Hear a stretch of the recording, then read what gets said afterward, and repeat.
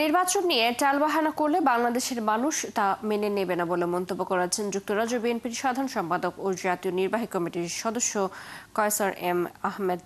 বুধবার সন্ধ্যায় সুনামগঞ্জের জগন্নাথপুর উপজেলার সৈয়দপুরে সাহারপাড়া ও আশারকান্দি ইউনিয়নে অনুষ্ঠিত আলোচনা সভায় যোগ দিয়ে এ মন্তব্য করেন তিনি। কয়সার এম আহমেদ আরও বলেন, 17 বছর এদেশের মানুষ ভোট দিতে পারেনি, তারা একটি নিরপেক্ষ নির্বাচনের জন্য অধীর আগ্রহে অপেক্ষা করছে। তিনি আরো বলেন, বিএনপি নির্বাচনের জন্য পুরোপুরি প্রস্তুত রয়েছে, তাই দ্রুত সময়ের মধ্যে নির্বাচন আয়োজনের জন্য সরকারের প্রতি আহ্বান জানান তিনি। পরে তিনি বিভিন্ন এলাকার বিভিন্ন বাজার ও বিপণী বিতানে বিএনপির 31 দফা কর্মসূচির লিফলেট বিতরণ করেন।